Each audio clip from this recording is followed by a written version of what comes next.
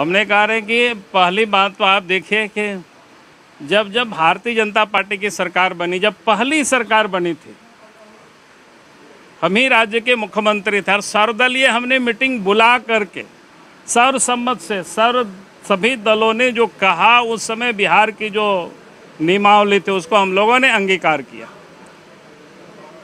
उसके बाद उसी आधार पर 2015 तक नियुक्तियां होती रही। उस बीच में कई एक नियुक्तियां हुई है, पुलिस में भी बहाली हुई है, शिक्षकों की भी बहाली हुई है, जीपीएससी में भी हुई है। उसके बाद बीजेपी की फिर सरकार बनी 2014 में श्री रघुवर दास जी के नेतृत्व में, और उन्होंने थोड़ा मॉडिफाई करके 1985 को आधार वर्ष बनाया। लेकिन आज तो हालत क्या है हेमंत सोरेन जी की, जरा सोचिए। जब हेमंत सोरेन डिप्टी सीएम थे अर्जुन मुंडा के साथ, वही स्थानीय नीति को लेकर के समर्थन विड्रॉ किया, और आप तो 2 साल से भी अधिक समय हो गया मुख्यमंत्री बने हुए, और आप कह रहे अध्ययन करा रहे हैं। भाई 14 साल 15 साल 20 साल से क्या कर रहे थे हेमंत सोरेन जी, क्या कर रहे थे जेएमएम वाले?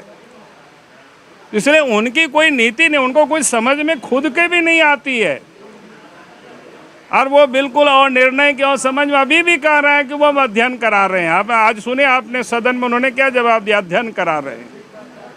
अब उनको अध्ययन कराने में कितना समय लगेगा ये भी उन्होंने बता नहीं पाया।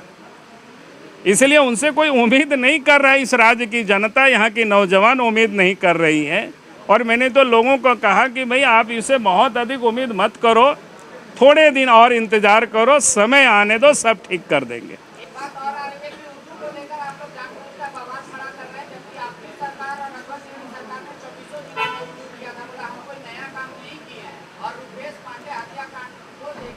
नहीं, मैंने कहा कि जहाँ पर क्षेत्रीय भाषा या अन्य भाषाओं को आप महत्व देते हैं, तो वहाँ पर बाकी लोगों को भी आप हिंदी नहीं देंगे, तो इसका मतलब तो आपकी तुष्टीकरण हुआ। भाई अगर हमें द्वितीय भाषा के रूप में हम दूसरी भाषा को नहीं जानते हैं, तो हिंदी को तो हमारी प्रायोरिटी है, उसको तो हमें देंगे ना, राष्ट्रभाषा है, उसमें से सारे लोग जानते हैं। अगर उसको आप दरकिनार करते हैं तो यही माना जाएगा आप सिर्फ और सिर्फ खास वर्ग के, खास तबके के लोगों को आप प्रमोट करना चाहते हैं, क्योंकि हर किसी को पता है कि भाई उर्दू लिखना और बोलना मुझे नहीं लगता है कोई दूसरे वर्ग के लोगों को पता है। तो स्वाभाविक है कि ये सवाल उठेगी, राज्य की जनता, यहाँ के नौजवान सरकार से लोग पूछेंगे और इसकी जवाब देना पड़ेगा सरकार को।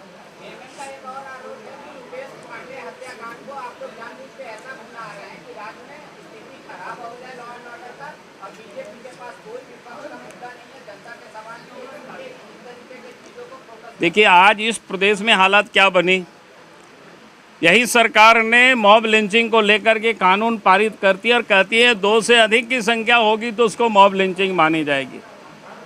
कानून बनते ही सिमडेगा में एक दलित बच्चे की मार पीट के हत्या करके घर के सामने पत्नी और मां के सामने आग में जला दी जाती है।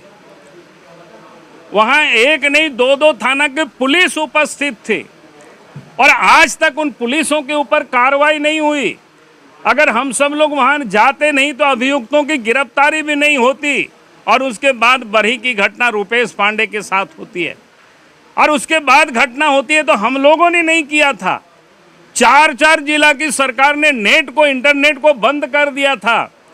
हजारीबाग जिला, रामगढ़ जिला, गिरिडीह जिला, चतरा जिला, पूछिए किसने प्रचार किया पूरी दुनिया में। और ये कह रहे बीजेपी के पास कोई मुद्दा नहीं है, क्या बात कर रहे हैं ये। और उसके बाद भी जो अभियुक्त है वो लोगों को आज भी गिरफ्तारी नहीं हुई है, मात्र 5 लोगों की गिरफ्तारी हुई है। अरे सरकार के अंदर पास संवेदना नहीं है। संवेदना प्रकट करने के लिए लोग अगर कोई नेता जाते हैं तो हवाई अड्डा से लोगों को निकालने नहीं देते हैं। प्रदेश के बीजेपी के अध्यक्ष जाते हैं तो रास्ते में आप रोक देते हैं। तो मामला को कौन ये कर रहा है? आपके अंदर में संवेदना नहीं है, तो संवेदना प्रकट करने के लिए लोगों को तो जाने दीजिए। पुलिस कस्टडी में लोग मारे जाते हैं। जहां से मुख्यमंत्री जिस जिला से आते हैं वहां कितनी घटनाएं क्या क्या हुई आप सब एक बार याद कर लीजिए। बरहेट की घटना, रंगा थाना की घटना, रूपा तिर्की की घटना, और अभी 2 दिन पहले भी घटना हुई, आज हम वहीं जा रहे हैं, तालझारी जा रहे हैं, पुलिस कस्टडी में एक दलित युवक की हत्या होती है। कैसी झारखंड में सरकार चल रही है? यही लॉ एंड ऑर्डर है क्या? रुपेश पांडे के परिजनों को आर्थिक रूप से भाजपा कितना मदद कर पाएगी? अब जितना हो सकता है हम लोगों की ओर से, पूरे पार्टी उसके परिवार के साथ खड़ी है। हम लोगों की प्रयास है, पार्टी नहीं समाज को भी वैसे लोगों के साथ खड़ी होना चाहिए, और समाज भी खड़े हैं वैसे लोगों के साथ। हमारा क्या, सरकार को स्टैंड बतानी पड़ेगी नहीं। यहाँ हमारी तो जहाँ जो सरकार है वो काम किया है, उसमें स्टैंड पूछने की क्या बात है।